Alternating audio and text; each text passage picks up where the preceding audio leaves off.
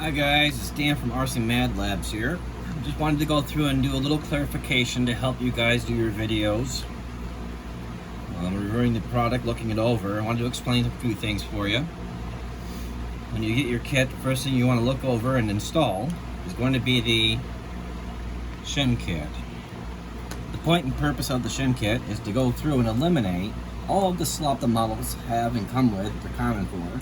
That means all this up and down movement, forward movement, all this garbage that happens. And the shim kit truly does that for you. Straight out of the box from Arma, the tolerances are not that great. Your hinge pin and a used part has the ability of a lot of movement on its own. That means that the holes in your control arms will create a little bit of play.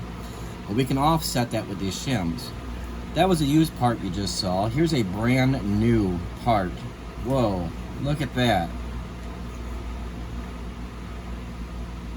We can't account for this. These are the better arms, they're stronger than RPM. These can be repaired, boiled, and straightened. Well, they're more durable in my opinion and everything that I've learned. RPMs, they bend like rubber bands, and quickly at that. They're more of a lightweight racing part, not a durable bashing part. So stock arms are the best. What we're looking to do with the shim kit, you'll find when you take your wheels off, you'll find that we're getting rid of this forward and backwards movement of the control arms on the chassis. We're also eliminating the rotation of the upper links. The rotating force of the upper links causes a tremendous amount of wear. And basically we're getting rid of everything we can. Now you can see plastic's made to give and bend, and that's what makes the model last longer. We're focusing all of the brake damage to the plastic ends, upper link and lower arms. They're simple to replace, easier to deal with than dealing with numerous components, which we've already experienced in our experience here. A little tech tip for you guys. When you're putting in the shim kit, let's see here, let's go to the front. When you're putting in the shim kit, you're gonna slide the hinge pins out all the way. And one at a time, you're gonna start putting in your shims. Now I recommend following my instructions for the fronts, and one at a time, you take a pair of pliers and use a small screwdriver. The arm and everything stays connected. The shock is gone, the upper link is gone.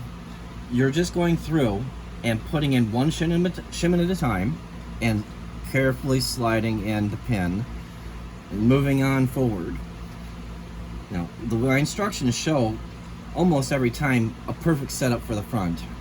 In the rear, a lot of times you're going to find you want two more metal shims, and those metal shims are going to go in the center on either side of the chassis.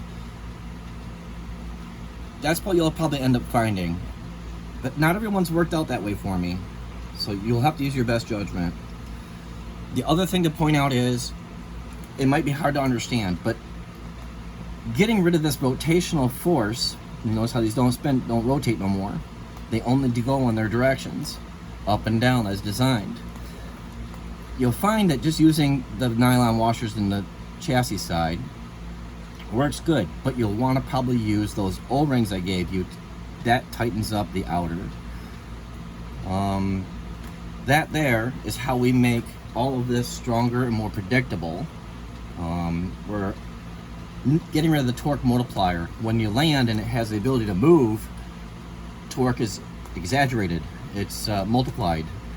By removing this front and back, this twisting action, by removing all of the slop that you can, you're reducing the torque. You're applying it to all areas, not just specific areas. So I hope that helps you guys understand what this shim kit's all about.